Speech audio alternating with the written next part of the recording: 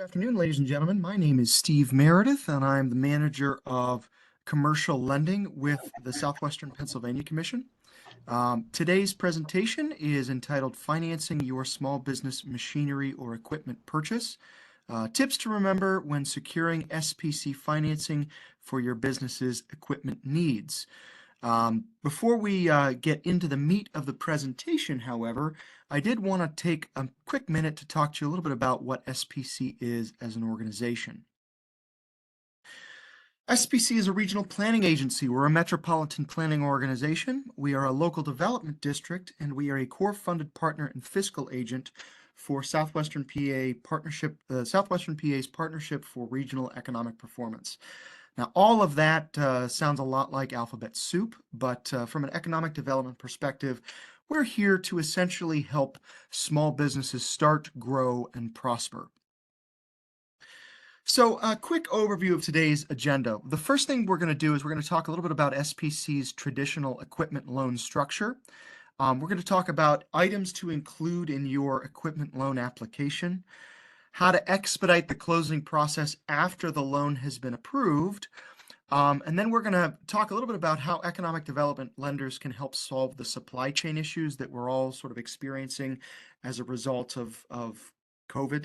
And then we'll have a brief Q&A session at the end there. So let's dive right into it. So with regard to SPC's traditional equipment loan structure, if you take a look at the graph to the right here, we require all of our borrowers to bring 10% of their total project cost to the deal in equity. So whatever the piece of equipment costs total, we're going to ask 10% of that to come from you in equity. Now, this equity injection can be a cash injection, or if you can provide proof that you have provided a down payment on the piece of equipment, we can also use that invoice or that receipt for the down payment as part of your 10% equity injection. And then the remaining 90% is split between SPC and a private bank. And the most traditional way that we do this with equipment loans is that we split the remaining 90% down the middle, okay? So essentially the structure is 45-45-10, with you getting two separate loans for essentially equal amounts, one from SPC and one from the private bank. Now, the reason why this is beneficial to the borrower is because SPC's interest rate on our loans is not only fixed for the life of the loan, but it is subprime and fixed for the life of the loan. So you end up saving money and interest over that loan's term. From a term perspective, we can provide up to a 7 to 10 year term on your equipment loan, provided that the bank that provides the matching financing can match our term. So we can go 10 years on your equipment loan as long as the private bank can also go 10 years. For the sake of argument, even though I've never experienced this, let's say for the sake of argument, we say that we can give you a 10-year term, but the bank says that they can only give you an 8-year term.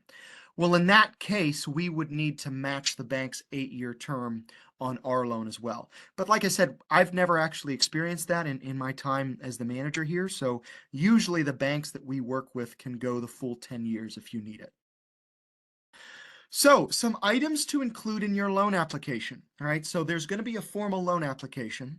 It will either be an online loan application that you'll fill out through our online loan application portal, or if you're going for a state-backed loan, it will be a paper-based application. We'll need the past 3 years of your business federal tax returns or a business plan. We'll need the past 3 years of your business financials or 3 years worth of business projections for startups. We'll need a personal financial statement from anybody guaranteeing the loan. That's any owner with 20% or larger stake in the business. We'll need past 3 years of federal tax returns for all of the guarantors, personal federal tax returns, your 1040s. We'll also need a debt schedule showing all business debts. And then I highlighted this last bullet in red because it's very, very crucial to sort of expediting the closing process. We'll need a specific collateral list showing all of the equipment items that are being purchased. Essentially, it can be, when you're applying for the loan, a simple Excel spreadsheet that tells us the name of the piece of equipment you're buying and the cost of the equipment that you're buying, a rough idea of the cost. But we need that list because that list will form the basis of the collateral that we will need to secure your equipment loan. And we will send that to our loan review committee as part of the package to get the loan approved. So, expediting the pre-closing process, all right?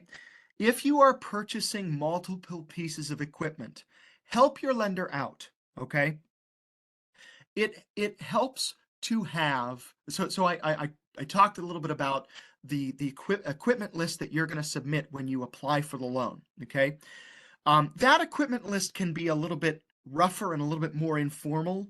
You know, when you submit it to apply for the loan, you will need to have, you know, pretty exact dollar amounts for whatever that equipment is. But whenever you go to close the loan, in the pre-closing process, what your lender will need is a specific list of the pieces of equipment, and this time the list is going to include specific serial numbers or SKU numbers for the pieces of equipment that you're purchasing. Because the SKU numbers are very important to us because we need to know those numbers so that we can file the appropriate liens on the equipment that you're purchasing. And then the other thing that you're going to want to do is you are going to want to match that list with the specific SKU numbers to the list that you provided when you applied for the loan. So let's say, for the sake of argument, that you are ordering 14 computers as part of your equipment purchase, right? And you put in your collateral list, you know, computers 14. Here's the rough cost of those computers. When you get that the invoice for those computers with the specific SKU numbers, if you can do us a favor and match that to the list that you provide when you apply for the loan, it's going to make the pre-closing process much smoother. It's going to make the closing process go much smoother, and it's going to really help your lender out. The other thing you're going to need is you're going to need to send your lender your company's operating agreement or formation documents. You're going to need to make sure that the business insurance has SPC named as a lender loss payee. That specific language needs to be on your business's insurance document. And then lastly, you're going to need to coordinate schedules with all guarantors. Sometimes we have borrowers, excuse me, that have guarantors, 5 or 6 guarantors. Well, if you have 5 or 6 guarantors on a loan, they are all going to need to be present to sign the documents at the closing. They won't have to sign all of the documents, right? There are just a couple of documents that all guarantors will need to sign, but they will need to be present at the closing. So you're going to want to coordinate the schedules with all of those guarantors. All right, moving right along. So the supply chain crisis. This is an issue that we have sort of tackled in the last year or so. Ever since COVID has sort of started to wane a little bit, and people have become vaccinated, and businesses have opened back up. One of the things that has not really come back full bore from pre-COVID levels is the global supply chain, as I'm sure a lot of you know, and a lot of you are also experiencing some workforce shortages as well. Well, let's say, for the sake of argument, that you come to your lender, you come to SPC in April of 2023, and you say, hey, I need to buy a piece of equipment, but my supplier can't deliver the equipment for another 12 months, or I'm not due to take delivery of the equipment until February of 2024. It's a more common problem these days than you might think. A lot of people are getting equipment from overseas, different countries, and things of that such nature. So the solution to that problem is that you go through the loan application process, you get the loan approved, and when it comes to closing, you do what's known as a dry closing, where you sign all of the documents, but instead of SPC providing you with a check at the closing, we're going to take that money and we're going to put it into an escrow account, okay? And As you need the funds, we will disperse money from that escrow account. Sometimes the way some equipment suppliers do it is they say, okay, 6 months before delivery, we want X percentage of the price. 3 months before delivery, we want X percentage of the price. And a month before the delivery, we want the rest of what the balance outstanding, or whatever the case may be. You come to us if that's the case, and you say, okay, I need X number of dollars to make this installment payment. Can you release it from the escrow account? And we can do that. Now, the key element here is to request deferment of principal and interest payments. SPC in a lot of cases, depending on how we choose to fund your loan, whether we're funding it with internal revolving loan funds, what agency chooses to fund your loan, we have some flexibility to defer the principal and interest on that loan. So basically what we can say is, we'll give you the loan and we will defer the principal and interest payments until either the first disbursement, when you make that first installment payment, or until you are ready to take delivery of the equipment. However it works out for you. But if you're going to be using installment payments, if you're going to be making installment payments with our loan proceeds, we will likely have you start paying on the loan after we release that first installment payment. Now, if you are not going to be using the funds until if you don't need the funds until closer when you take delivery of the equipment, we can defer the principal and interest until such a time as appropriate for you to use those funds. But the key element here is to talk to SPC and talk to any economic development lender. These issues are not unique to SPC. These issues are not unique to really any one bank these days. But see what kind of flexibility they have. I know that SPC has the flexibility because we've actually gone to our funders and we've received some of those favorable answers that have said, yes, you can defer principal and interest for our types of loans. So just talk to us about that kind of situation if you find yourself in that situation, and we'll see what we can do to help you out. And I realize it's a little bit of a short presentation today, but that is everything I have for how to finance your equipment purchase. So if anybody has any questions at this time, you can either put it in the chat box, or if you have a microphone and you'd like to unmute and ask live, please feel free to do so. I'll start my video so you can see that I'm not just a man behind the curtain. Here is my contact information. Southwestern Pennsylvania Commission is currently in the middle of an office move. We anticipate being able to move into our office later this spring, but as you can see right now, I am working from home. Best way to get a hold of me is via email. I also want to plug our online loan application portal. This features a pre-application questionnaire. So if you go to this link, spcregion.portful.com/workflow, and if you sign up for a free account, you can go through the pre-application questionnaire, and that will help you understand our lending requirements, and it will also help us understand if you qualify for SPC financing.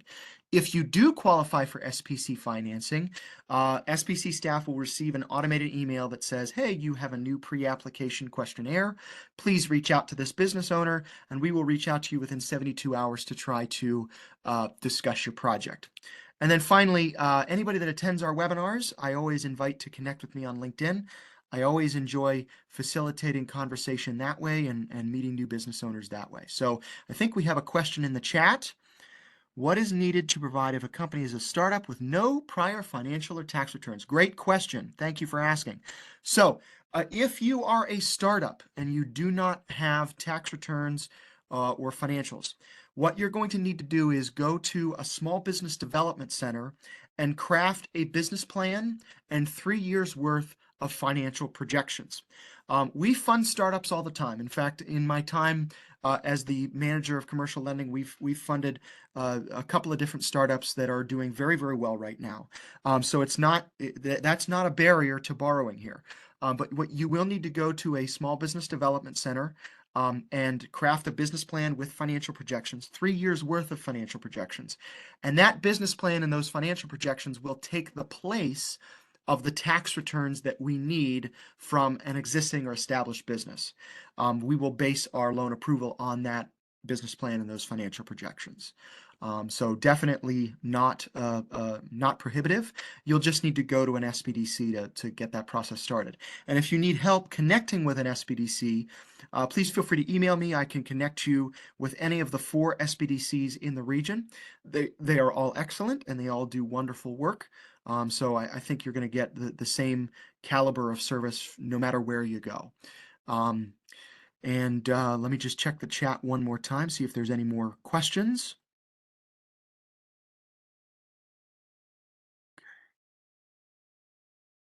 All right, and seeing none, I want to thank you guys for attending today.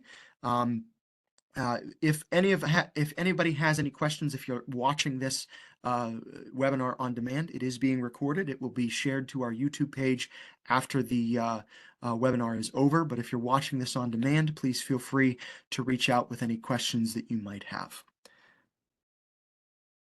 All right, thank you and have a wonderful day.